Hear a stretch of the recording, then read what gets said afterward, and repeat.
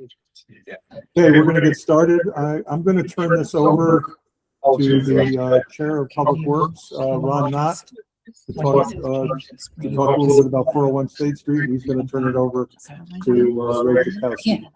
Certainly, thank you.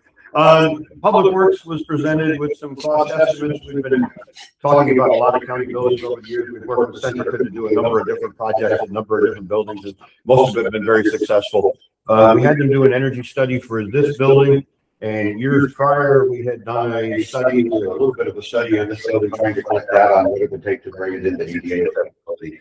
Ray presented that to Public Works Committee. Public Works Committee had a robust conversation onto it, and everybody agreed that this is a broader conversation that I'd like to have with the entire board. So Ray is here tonight, and I'll turn it over to him and let him give us a brief history of what we're talking about. Evening, everyone. How are you? So, as Supervisor Knott indicated, we're here to talk about 401 State Street. Again, Centrica has completed a recent study.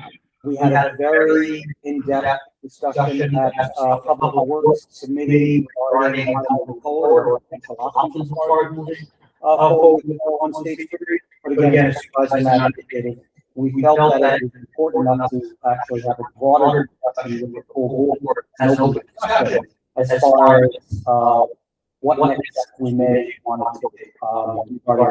So, 401 State Street, 1,000 square feet, masonry structure built as a school back in 1938. Currently, the offices with the board of elections that are moving out. We have supervisors, municipal service, county attorney office, our county room, facilities department, planning department, tourism, controller's office, accounts payable and payroll, human resources, and civil service. Generally speaking, it's the main administrative building of the county, we all know, and obviously also houses the chamber as far as the full board. So in the past, there have been a few studies and items that the county has looked at with respect to 401. There was a appraisal done on the building back in 2016.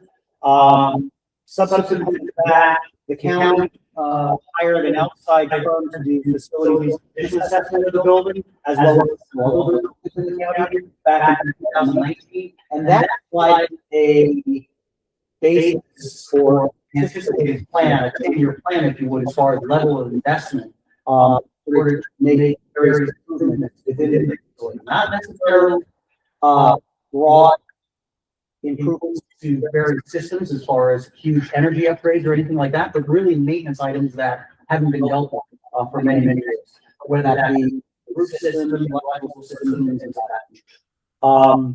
Subsequent to that, there was a study that started by Centrica back in 2020, which provided for a preliminary feasibility assessment, and that was going to take a look at a much more in-depth possibility as far as improvements here for that included some energy measures, but more importantly, it would include ADA as well. So high efficiency exterior elevator, as well as all the bathrooms to make sure that they're accessible, as well as accessible throughout. An issue that we currently don't comply with. We do have facilities here on our first floor, but obviously we don't have accessibility. Although there was never a formal report that was generated at that point, my understanding, and again, correct me if I'm wrong, the numbers that were at least discussed back in that day was somewhere in the area of about $8 million, and at that point, nothing went further. All right. More recently, we wanted them to take a second look. Because we started finding monies that were potentially available through my survey in the form of grants to help offset some of these major costs. Okay, so we had Centrica come back in. They presented a report in the December timeframe to the Public Works Committee, and that provided for what was known as an investment grade audit for energy related improvements, and that's similar to some of the past reports that they've done with Department of Social Services building, the DMV building as well. And it's that first step that's normally taken before we actually enter into a capital project with Centrica. Next slide. So those improvements, excuse me, I'm going to put my glasses on. But an outline of the improvements that were identified were lighting upgrades throughout the entire building, where we replaced the existing fluorescent lighting with LED lighting. Again, from an conservation standpoint. Building management system for the entire building, full window replacement and door replacement. Roof replacement, which also included putting in additional insulation for the roof as well. And while we were dealing with the roof, there is a major issue with the structural items associated with the parapet along the perimeter. And we were going to make improvements to that and make repairs to that, so that way it's structurally sound. Because right now there are significant issues with that parapet. Utility upgrades. So as part of the project, as we go further into the items that are listed, we talked about a water source heat pump installation. So again, similar to mini splits, if you would, but instead of using outside air, it's actually using a water source, okay? And because of the heat pumps, as well as the cooling tower installation that's required for that system, we are required to improve and upgrade our main energy feed as far as the electrical feed coming into the building, because again, the existing electrical system does not have the capacity to handle that type of a load. It's much more electrically significant load there.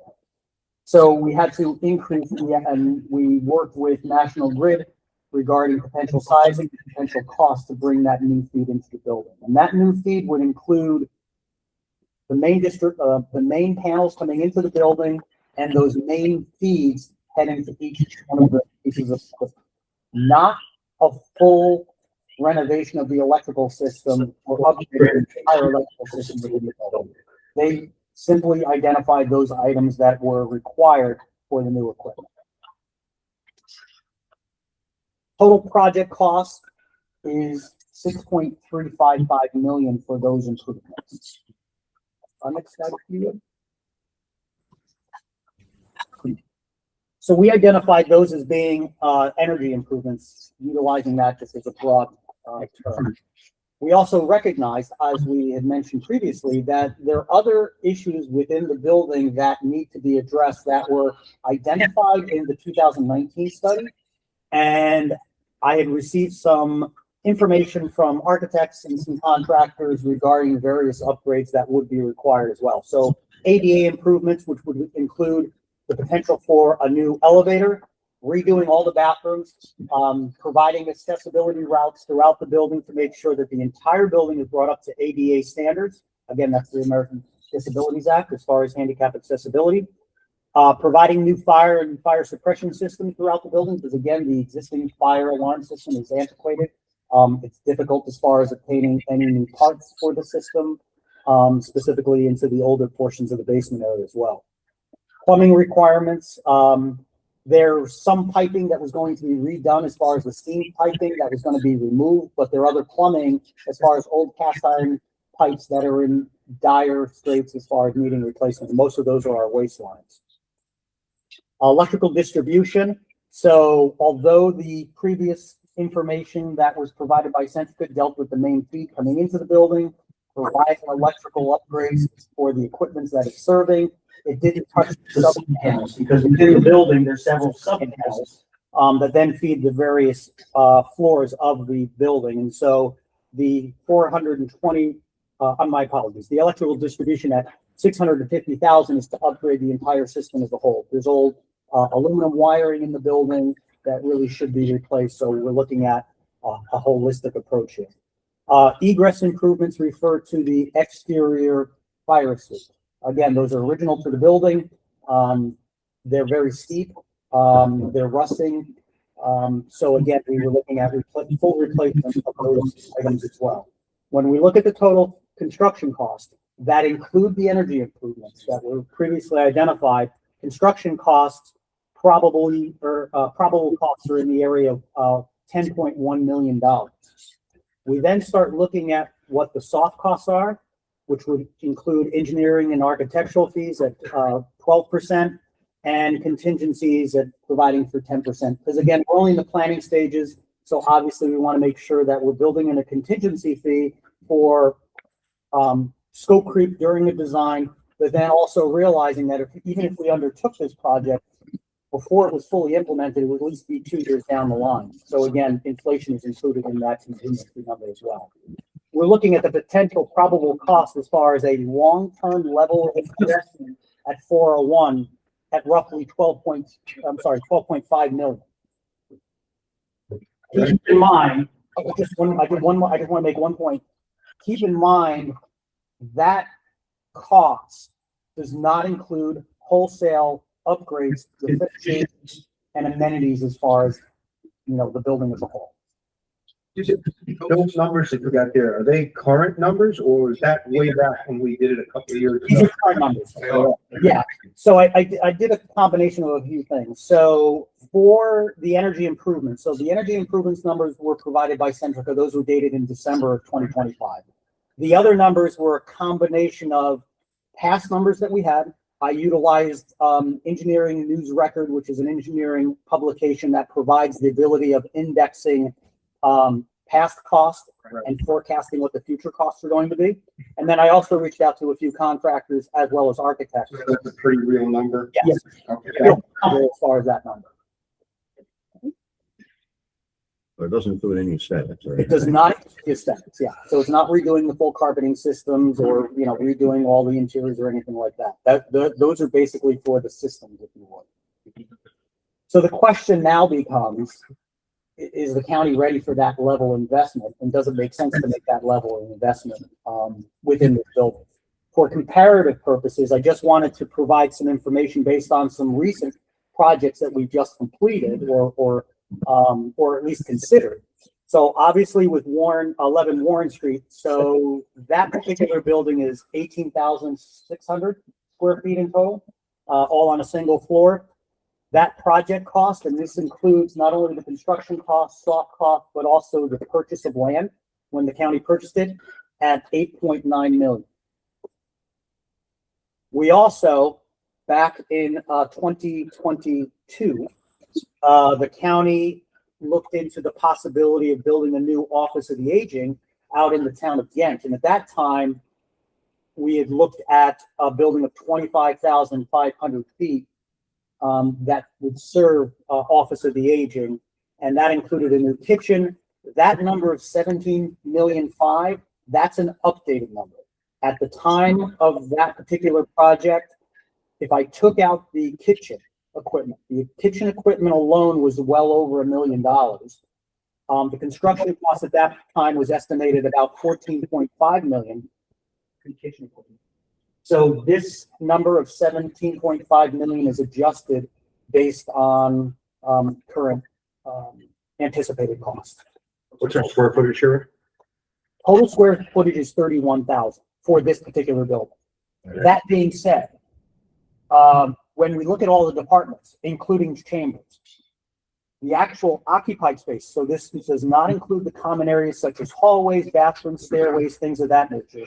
The actual occupied space is 17,500 square feet. They could build a more efficient building. Generally speaking, right. So generally speaking, if we use that number, now keep in mind, even the offices currently are not very efficiently laid out, again, because it's an old school building. So basically we adapted our spaces to fit the areas. The general rule of thumb is when you look at in planning, you're looking at office space, what every department or every office requirement needs. You then add anywhere between 20 to 30% for that common space. So looking at 17,500, we could expect potentially the need of anywhere between 22,000 to 23,000 square feet. But again, that also depends on the type of space you're going to design for. If you're looking at space where everyone's going to have their own private office, you're looking closer towards that 23,000 square foot mark. If you start looking at the potential of some areas having an open office layout where you're utilizing cubicles and so forth, you may be actually looking something along the lines of 21,000 square feet. So you got a piece of dirt here with utilities hooked up, you're about $20 million for a 22,000 square foot building. I'm adding a little bit more to that one because it's a different use, more FF&E. Well, yeah, but keep in mind that 17.5, that was all in, that included the site work and so on. That was not just, that was actually all. So I think it could be a low number than, I think you'd be around that 16 to 17,000. Plus demo. But it also depends on where you're going to build. Yeah. Okay? Obviously. So that brings us to the. So for this building, when we're looking at, it's 31,000 square feet, but we're only using 17.3, whatever. The prices that we just looked at, you said that it didn't include interior thing like carpet, but does it include restructuring the walls and the space? I know the back and all the way to the ADA, but it seems like you're saying that we're only using about half of the square footage right now for offices. Does that number include all the exchange and making more? That would be another cost if that was something we wanted to visit. Because it seems like 31,700 people. Obviously, the basement is broken, but like that seems like not very good. About 50%. Yeah, that's why I wanted to make sure that everyone's heard the numbers. Again, when we look at space efficiency, Right. it's not. And obviously, until we laid out how we wanted to do it, we wouldn't know. But if you were going to give a ballpark another $4 million to renovate, like, do you have just an idea? I don't know that it could be done because most of the work is structural. Yeah, so based on the type of construction, okay, again, and most of the walls that we currently have are walls. We heard that maybe I'm putting one way into that direction. Now going to be removing major length wall. So it's not going to increase. And even that being said, at the end of the day, we're still within a building that's over 100 old, and from an engineering standpoint, it doesn't have great problems. So there would be an alternative, I don't know what it is, where, for some of these numbers like office VA, we get more square footage to sell the building and start over. It could be another thing to look at potentially. That leads us to. Sorry.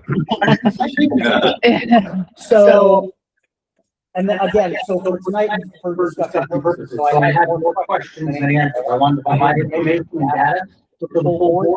Really boils down to, I am oversimplifying this.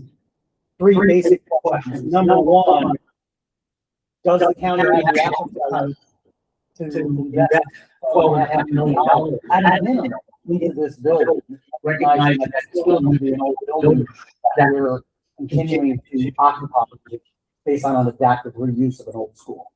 Okay, and again, that's the bottom line. If we start looking at trying to increase efficiency of the building, adding additional amenities as far as the finishes, redoing all the finishes, that number starts climbing.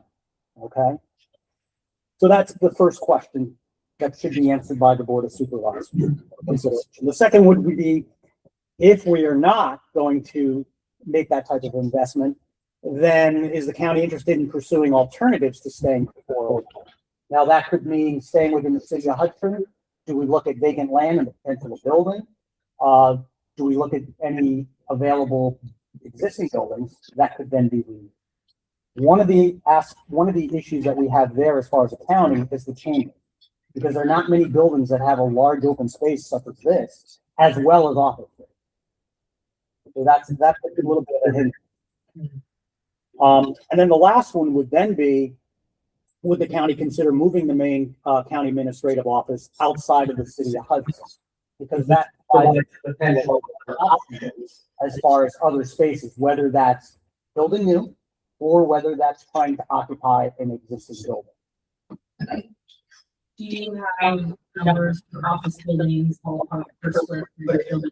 We said 17,300 square feet is what we need, because that's what we currently have. So we've had vacant land. It's $10,000 per square foot ballpark for this type of construction, not residential construction.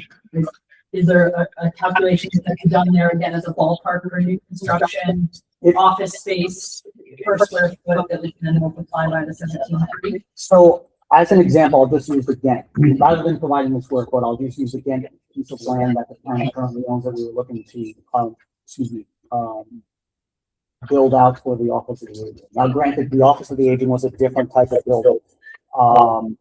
That being said, I think that at the upper end, generally speaking, I believe that if you build an office building at that facility, knowing that a site plan, those costs would be very similar, but the building would be different. If we were looking at a 22,000 square foot building, I think that we would still be somewhere within that 15 to 16 million dollars. So when we look at $16 million for brand new construction versus 12 and a half, And moving from 7,000 to 22,000. Are you talking about the nine? no, not moving, but keep in mind, I mean, it's, we're at 31,000. So this space as a whole is 31. You're but saying the you're using all the space instead of that. Are you talking about the 911? Oh, no, this is where the Office of the. In front of 911. So this is on. But in that Yeah, big parcel that yeah. CCTV owns. It's on 9/8, really, yeah. And again, that's one option. Right. But there are other options because there are other buildings within Greenport, as an example. Maybe it makes sense to try to pursue some of those buildings as well. And maybe buildings in the city of Hudson that could be renovated like 11 Warren Street. Right You at, know. at 17, What number you came up with? that's calculated on our space here now. That we're adding utilizing, 20%. Yeah, so if, for those that were within the space utilization group, so in that subcommittee, I provided a breakdown that had a table of all of the departments and what the square footage was that they occupied, as well as common spaces. What I did is I added all of the department spaces. I left out the common space because I know it's not. It took you a little bit more. I added, actually, on the high end, I added 30%. Okay, that's what I was wondering. Okay, so that number that you got is a pretty legit number. Square foot. Square foot. As far as the gross square footage required for the Thank you. or renovation of the building. So you're saying the 17, and the common space is gonna bring it up to 22 or so. Yeah, anywhere between 22 to 23, depending upon what the final layout might Do be. you have any idea of the Efficiency of a new building versus this building, I mean, it's different. Yeah, I'm I was actually speaking with Labella, so they're the architects that we use for 911. They're actually working with us on the exterior of 11 Warren. So I had actually asked them, they said, again, depending upon the type of layout, whether it's an open office space, okay, where you're using cubicles versus private offices, that makes a big difference as well. But they say rule of thumb is anywhere between adding an additional 20% to 50% on top of what your required office space is. And that takes care of all of those common areas. Again, hallways, stairways, bathrooms, things of that nature. Hey, Rick. The number you're giving us to build that new building seems low to me. And the reason I say that is 911, we just built 3,000 square feet, $3 million, $1,000 a square foot. You're quoting us like 775 a square foot. Why? Well, 911, that's the reason I didn't add 911 onto this. So 911, Started building on, yeah, so 911, I know a lot of technical stuff. and that's exactly it. So keep in mind, 911 was quite a bit different. A lot of redundancy within all of the equipment. So for instance, we had, in addition to our power supply, we had the backup generator. On top of the backup generator, we had a UPS that actually would energize the entire 911 system. For the server room, we had redundancy as far as air conditioning. So on top of the normal building air conditioning system, we specifically had duplicate air conditioning units just for the server room. Then we had all of the cabling and all of that technology that was included in the server room itself. So that's the main reason I did not include that project in my list, because it's not an apples to apples comparison. The per square foot cost associated with that 911 is going to be a lot, and is a lot more expensive than a traditional office building. There was some awesome fire code in there. We talked about, we worked a lot to do sound bending out there so that they, Yeah. there's a lot of things. Plus seismic requirements, because again, that's an essential building. So fire rating requirements, structural skin as far as to resist seismic events, much more complicated than what we would do in an office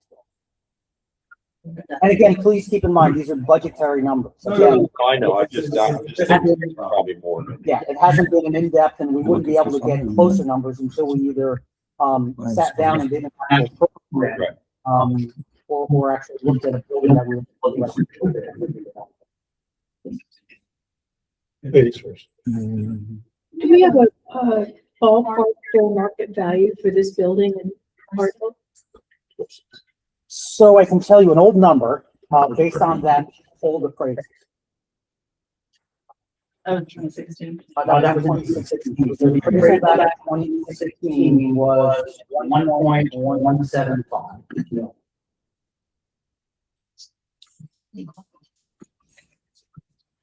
What's the demo cost? That's the value. Or a set, a simple set.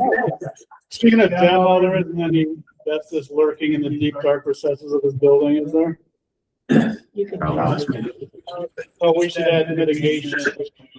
I think the cost associated with mitigation, individual costs of the project. All right. So one of the options, and again, there are many options, but there is potential if the county was interested in saying within the, city limits, there is an opportunity potentially.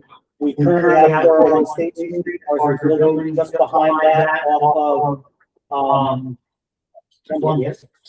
We have a parking area. There is a vacant lot that's currently by Galvin. Perhaps we can do something like that. It is of a similar size that one is vacant. And the city owns a parking lot on State Street that I believe they may be under contract with for some housing, but again, not sure if that project is moving forward or not. But perhaps there's an opportunity there as well. So again, the thought process there being, if there's an appetite that the county could pursue, potentially building and building an adjacent, acquiring existing land adjacent to 401 or in close proximity, building and building, and then potentially selling 401 or doing something different with the actual building. I think Mr. Lee said this. So with all the renovations, you could say it says bad bones. Is the foundation gonna need a little bit of work? It's the basing area as a whole, so the basing area,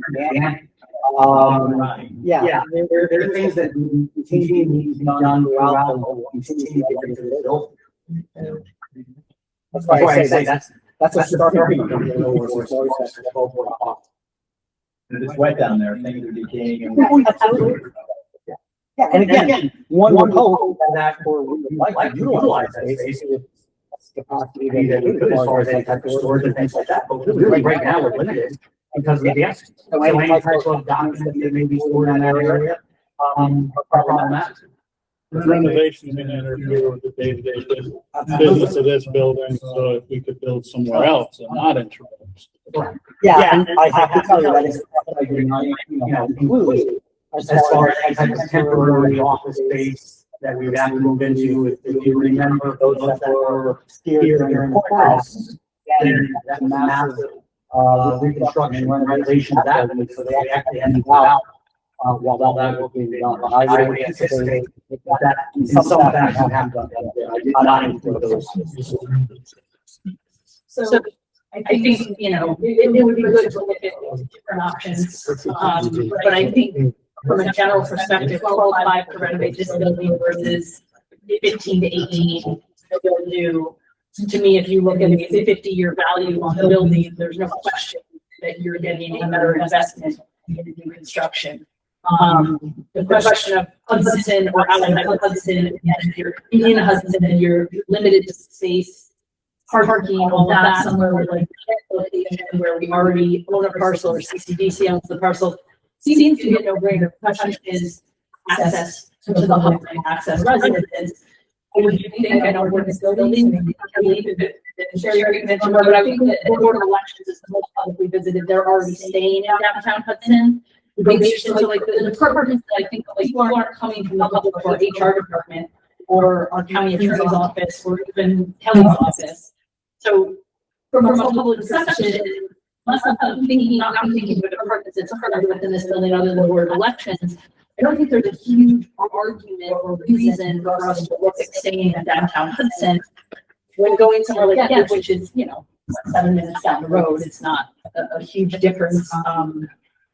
It's not going to be, oh my gosh, now I'll get DSS to apply for SNAP benefits.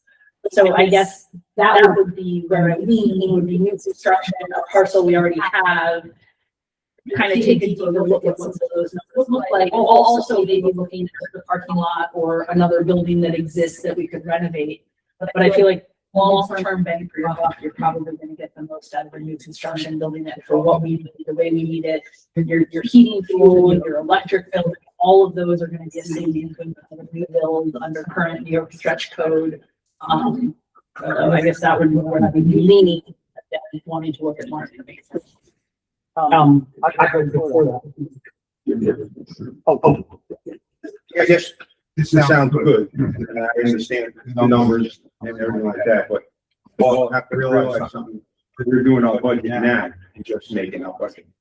There's no way you're gonna borrow $15 to $20 million and pay back that bond.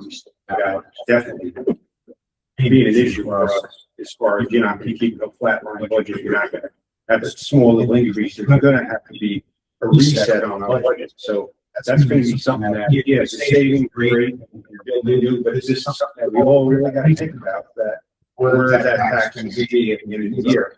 Taxpayers. Long term, probably we need to make, but you do need to think about this, because right now, when you run our numbers, we all notice we're right there. They add this cost of this bond to this thing, to all of that. Well, we're doing not an option. I'm saying if we're comparing renovating this to new construction. And I'm not disagreeing with everything you said. You're right. I'm just kind of throwing this out there that everybody needs to be aware of.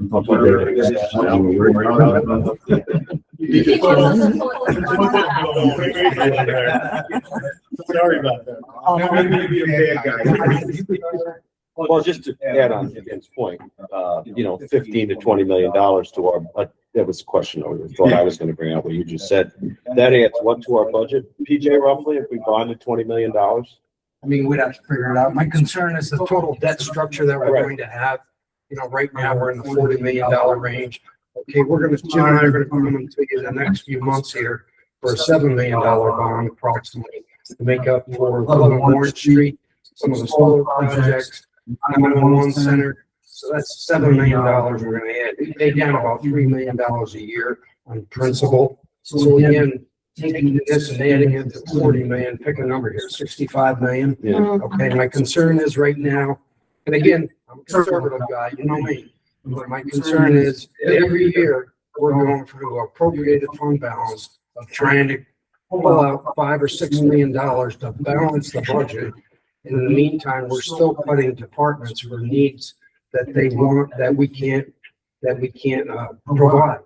So again, we have to take a look at the whole picture. That's all. Again, I'm a financial guy, but we have to take a look at the whole picture. And I'm all for taking a look at the whole picture. I mean, the other option is going out and then leasing 20,000 square feet somewhere at $20 a square foot. It's a $400,000 a year rent payment. So I mean, these are all options to explore. Yeah, exactly. And that's the reason for tonight. Right? It's not necessarily on my end. We need to come up with a solution because I have, as I mentioned, more questions for the supervisors, because really it's a broader discussion. Everyone, all the comments that they, questions that they raised, the financial issues is a real issue. There's no question about it. And the cost to build in the city of Hudson is going to be more than it is to build outside the city of Hudson. So that's really the decision, I think, that's imperative to make, is whether we want to stay in the city or not, move out of the city. Again, I don't have a real strong opinion on any of that. I think being in the city is good in many ways, because the people have access and all of our other offices are here. But I understand there's some that think otherwise, and I'm open to that discussion. Actually, I'd like to hear the supervisors of the city of Hudson as far as their opinion on how you feel or how you think that the constituents of Hudson. I think so. We should build a new building. So old one is cost you too much down the road. The problem, you have to move this building These are another building that cost you more. City of Hudson, if possible, find a place, good place. If we can, build a new one, that's better for this county. I believe that way. But it's, fixing the building to new, I like to go to the new one, making it somewhere in the city of Hudson. City of Hudson has a lot of access, a lot of people can come, that's very important, city. But, we have to find that place so we can make it. That's the important. Renovation is too much money, too much hassle. We have to move it all office somewhere, lease somewhere, give the money to somewhere. That's a very difficult situation. You will have to finish to what they are until the building finished. So then you can move from the day to the building where the finish it. That's the way you can. Don't need a land anywhere, don't need a lease anywhere. That's can we do that. Then later but you want to do this one, then you do it. That's my idea. I just want to clarify if we were to build in the city, the numbers that you gave us do not include a land acquisition cost. That's correct. I was just looking at building. Prospective locations, but not the cost of those locations. Yes. City of Hudson would gain, the tax, more taxes would return to our city, and we do bear a large portion of our tax base is nonprofit. So that would be a benefit to Hudson to put this back on the tax roll. We also, speaking for the fourth ward, we are the parking lot for you all. And to actually get rid of some of the cars and the parking and add it, the opportunity to develop in the city of Hudson, which is very small, would be a benefit. I think the 11 Warren Street chaos would certainly show that the city is, or the county is saying, well, we bought this land and we'd like to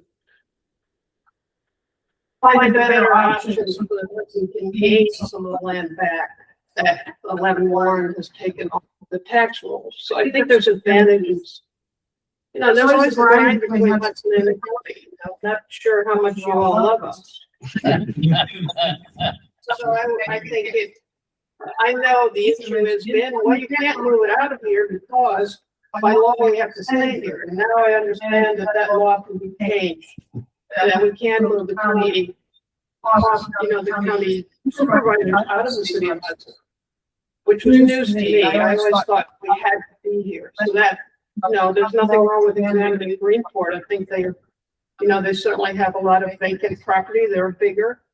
I think it would be a great opportunity to sort of address some of, the past, move on, showing them that we actually think about a progressive idea rather than sort of being stuck and in the nostalgia of the county. And the reality is, I don't know how many people eat lunch in Hudson. I have a hard time affording it. So that was one discussion years ago. Oh, the county employees are eating lunch at Feast and Lorette. I can go on, but I'm sure I think it's a perfect opportunity to enter this discussion of annexing Greenport. here. I suggest that they think about it seriously. They could use Hudson. I don't agree with this. I think the building in Hudson would be extraordinary, and it doesn't not make any sense. And I think the points you made are totally valid and in line with the costs that you've laid out. So that doesn't preclude the bigger question of like to do or not to do, but I certainly think if it's a to do, it doesn't need to be in Hudson. Cost reasons.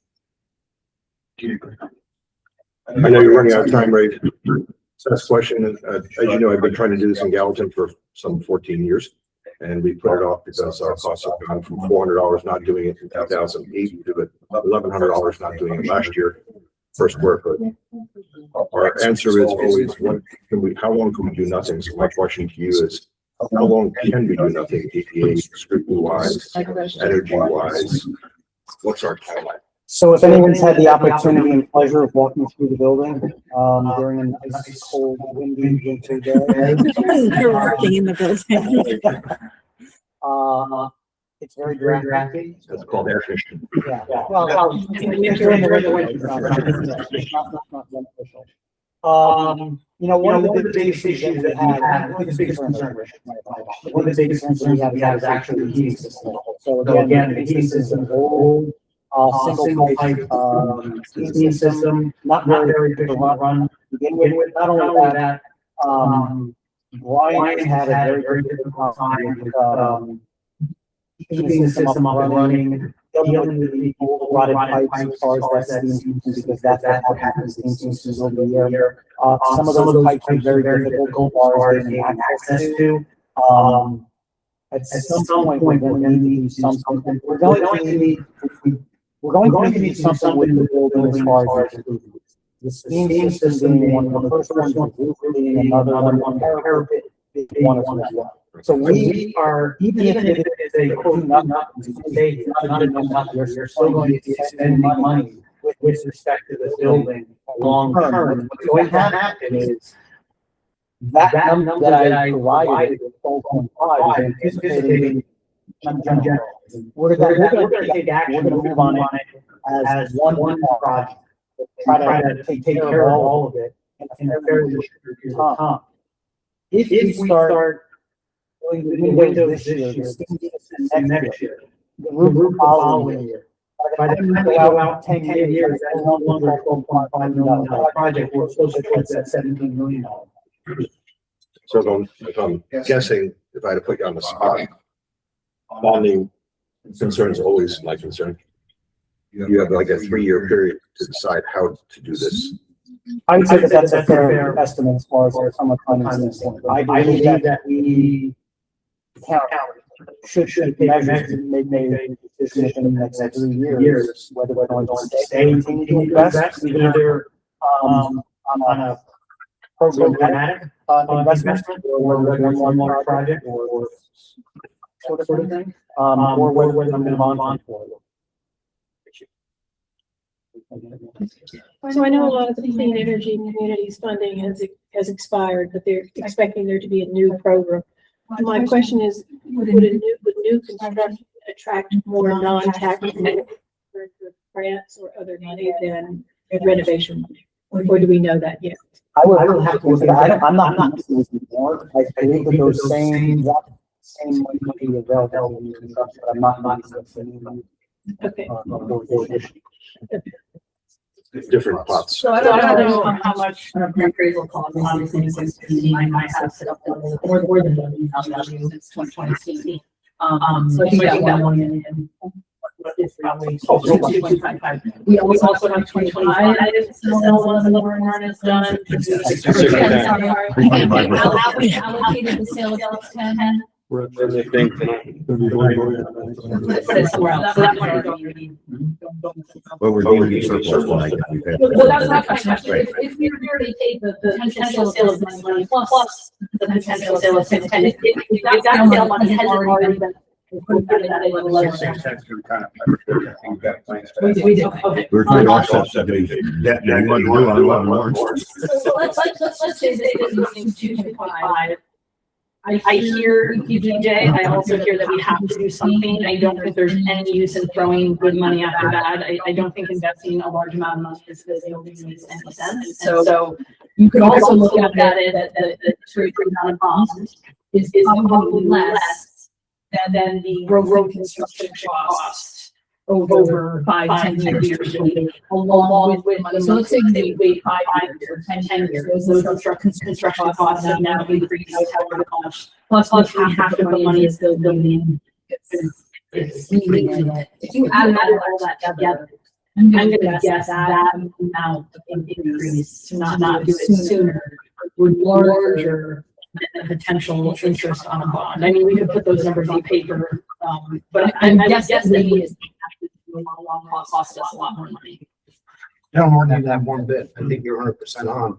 My question is, when you take that amount of money, a bond, principal payment and interest payment, and add it on to our existing budget, that we struggle to balance now, where's that going to put us? We're gonna have to do this number again. We need to look at everything.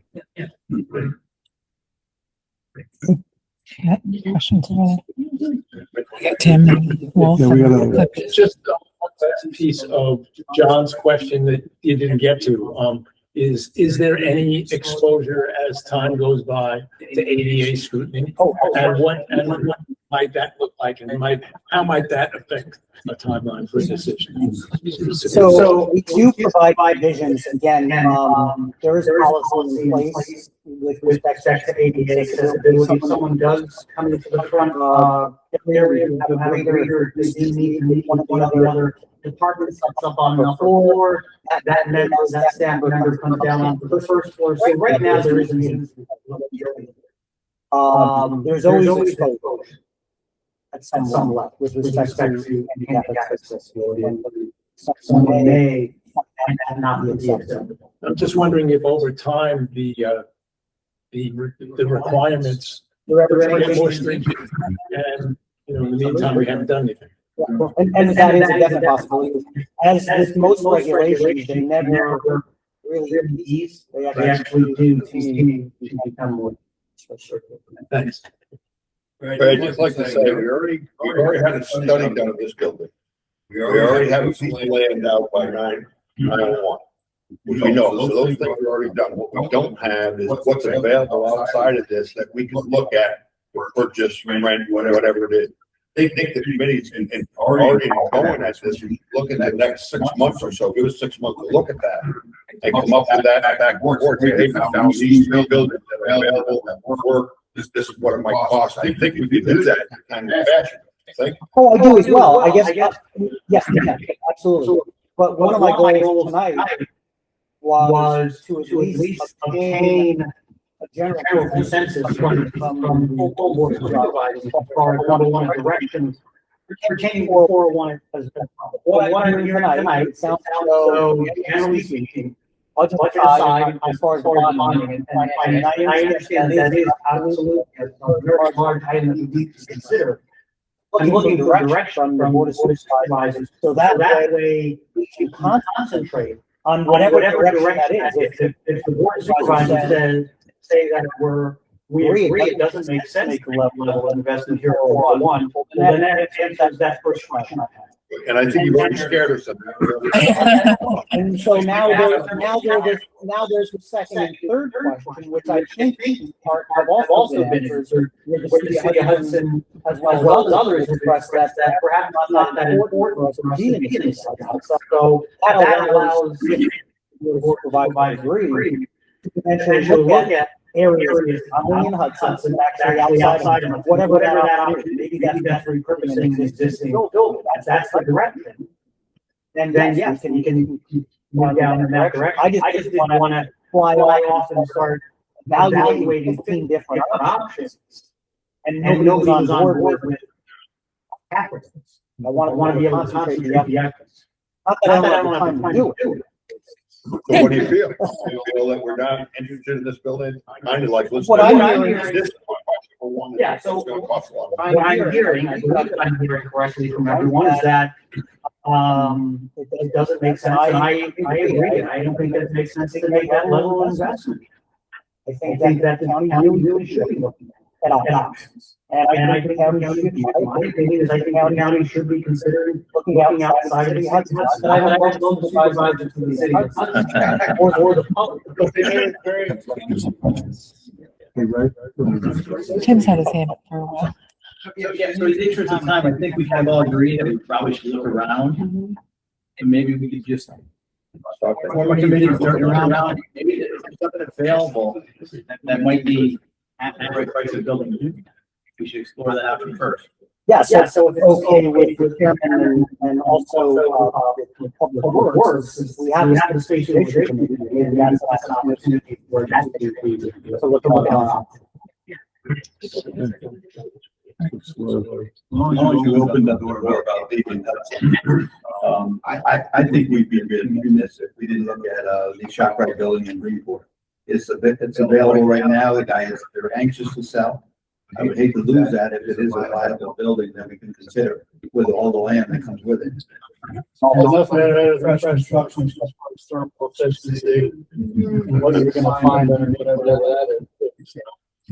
We've helped them. I agree with, Kaiser Homes, and I think one of the first thing I did when I was elected 4 years ago was I walked this building, and my God, it must cost a fortune to heat this place. I've worked in facility for 4 years, and I agree, for emission presentation, but I know we're talking about that, and I think that, you know, the best option now is probably you to look at something available that you might renovated. Because even if you're done, it's a lot of money. Both like going right now. The cost of maintaining that building and heating and cooling a new construction or a renovated building is it's gonna pay for itself in the not pay for itself, but it's gonna have a significant payback. And just inefficiency and cost. I understand one more That's thing. my. Moving here, but so I think there's a consensus. I think that's pretty obvious. There's a consensus of the Hudson supervisors to get out of the city of Hudson. I don't really have an opinion on this. I don't know what the consensus is everybody in here in regards to that, because that's a question you haven't answered. And the other question I have is with the individuals, and I know you represent your constituents, but is there going to be any fallout from the Hudson if we pull out? Is that a question that needs to be answered? Again, I'm fine with whatever the consensus is in the group is here, but I know we're hearing again from the Hudson supervisor, but if the county decides to move out of the city of Hudson, is there going to be any fallout, do you think? I think that the city supervisors should be communicating with the city council. Right, I just think it should be a broader discussion. I mean, to me, this is the first conversation. Right, exactly. But yeah, we have. In Yeah. We're all fine with But we don't want to play the radar. I think it's basically that you make that can be any supervisor that wants to talk about it, you can look at all the options, again, probably you guys go to your city council and whoever should be involved in the conversation, make sure that no one's like, oh my God, that's awful. And then they get in there, and then you report back to the city organization. I think we need to wrap this up. I want to thank Ray.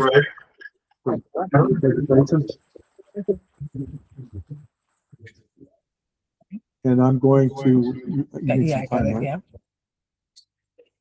Chair, is this, are we allowed to discuss this in public? This is an open. It was taped and broadcast. Please do. Yeah. Count this on the barn. Linda, please do. Get the input from your constituents. This is, you know, I mean.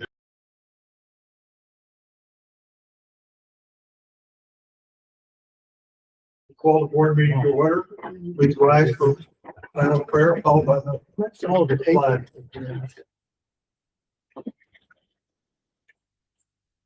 Pledge allegiance to the flag of the United States of America, and to the republic that stands one nation under God, indivisible, with liberty and justice for all.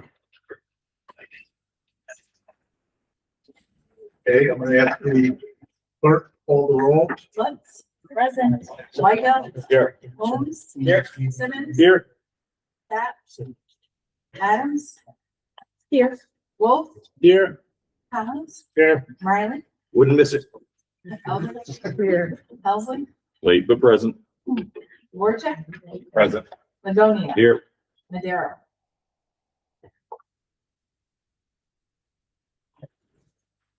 Mia, sorry. Yes. Oaken. Here. Musman. Here. Scalera. Here. Bezzy. Here. Holden. Here. Moran. Here. Nat. Here. Scola. Present. 189.2 present, 10.8 absent. We have a quorum. Thank you.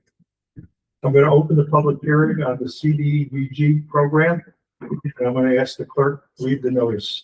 Columbia County will hold a public hearing on March 11th, 2026 at 7 p.m. at 401 State Street, Hudson, New York, for the purpose of hearing public comments on the progress and effectiveness of the $600,000 Columbia Forward Micro Enterprise Development Program, CDBG project number 267ME 536-23. The CDBG program is administered by the New York State Homes and Community Renewal Office of Community Renewal and was made available to eligible local governments for the 24-26 program years for housing, economic development, public facilities, public infrastructure, and planning activities for the principal purposes benefiting those moderate housing income persons. The hearing will allow the citizens' participation on the progress and effectiveness of the grant program. All interested residents, including minority, women, disabled, and disadvantaged persons, are strongly encouraged to attend this public hearing. Written and verbal comments and questions can be directed to the clerk of the Board of Supervisors, Kelly McCarroll, 401 State Street, Hudson, New York, 12534, no later than February 11th, 2026 by 5 p.m. Please contact county offices if special accommodations are needed for persons with disabilities, those with hearing impairments, and those in need of translation to English. Thank you. Does any supervisors have any comments? Does anyone from the public have any comments? Mr. Tucker? Mr. Chairman, this program, which the Board of Supervisors approved several years ago, provided up to $25,000 grants to more than 30 businesses in the county. The criteria was that you were in business for 2 years, that you had less than 5 employees, including one low or moderate income employee, and that it was a grant that allowed you to use the funds to expand and grow your business. CEDC and the individual clients who receive these grants are very grateful to the county for facilitating this program. And we are grateful to the Office of Community Renewal for funding it with federal dollars. Thank you. Thank you. If there are no other comments, I will close the public hearing. I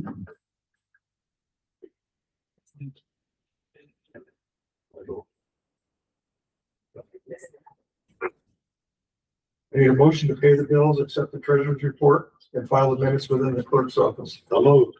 Second motion. All in favor? Aye. Opposed? Carried.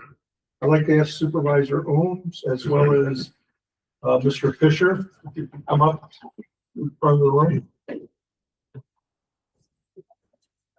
For purposes of reading a proclamation.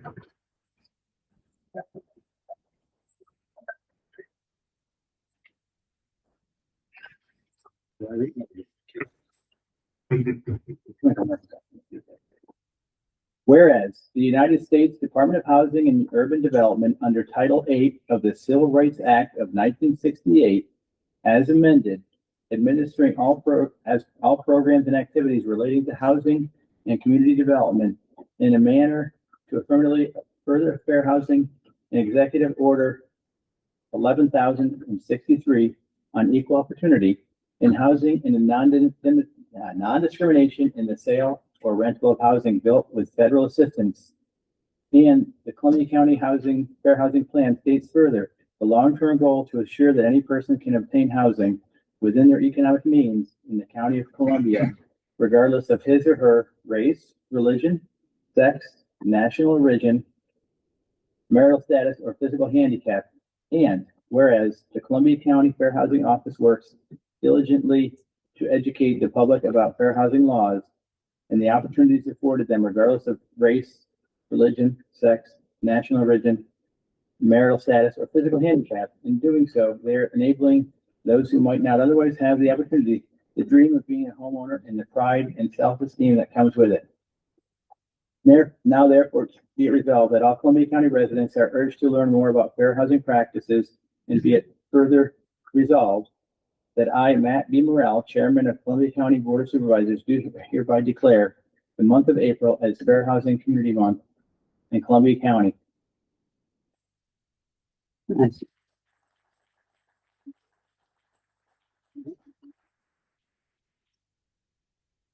I just want to thank this body, this board, for recognizing the importance of fair housing and equal opportunity in housing for its county residents. And, I can assure you that as fair housing officer for this county, that I share their feelings for fair housing, and also will do everything possible along with this board to achieve the goal for equal housing opportunity for all. Thank you. This will be displayed at our April events. We have the tenants' rights forum coming up on April 22nd. And then we have our school poster contest awards presentation on April the 29th.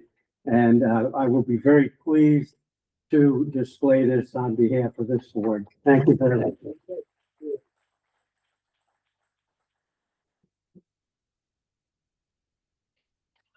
I'd like to request the clerk read the resolutions. Resolution 98 of 2026 to 124 of 2026 by Supervisor Bryan.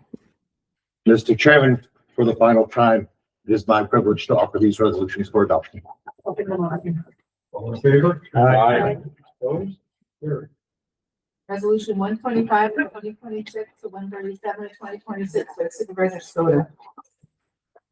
Mr. Chairman, I offer these following resolutions for adoption. I second the motion. All in favor? Aye. Opposed? Carried. Do any supervisors have any business to bring to the board? We'll start with Brenda. I would just like to be the first, but certainly not the last, to thank John Riley for his service, not only to the town of Gallatin, but to the Board of Supervisors.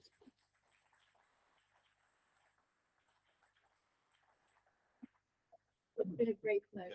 Thank you. It's hard for me to blush. I'm usually red anyway. I was going to do the same. Thank you so much for your service to the county. Far before I ever came in, you were working hard, especially the broadband initiatives that you brought the county so far on, and a lot of hard work there, and you'll be missed. And thank you for your service, and best of luck in whatever the next endeavor is. Thank you, Christine. Any supervisors? Okay, I would also like to thank Supervisor Riley for his service to the county. And it was great serving with you. Thank you, Chairman. My pleasure, my privilege. And good luck. The day job calls, so yes. Lastly, I had said at the last meeting that I would be releasing a list of committee members for the County Administrator Manager Research Work Group. Supervisors Craig Simmons, Brenda Adams, Jim Guzzi, Richard Wolf, Robert Lagonia, and Tistria Holtman are the supervisors members. The community members are Rick Cummings, who is the Vice President of Mulfern Oil, Art Basson, who's a retired supervisor, Susan Sharp, who used to be the CFO for the New York State Insurance Fund, and Robert Fitzsimmons. Both Robert Fitzsimmons and Art Basson were on the 2010-11 committee, so they bring a little bit of a history to the group. And then also, we're going to have a panel of experts, for lack of a better term, and they're there not as voting members, but as a resource to the committee. And that would be myself, Jim Bragg, PJ Keeler, Michael Williams Reardon, as well as representatives from CEDC and the Chamber of Commerce. Thank you. I'll entertain a motion to adjourn. I'll make the motion. Oh, sorry. Mr. Wiley? I'll second the motion. Second, all in favor? Aye.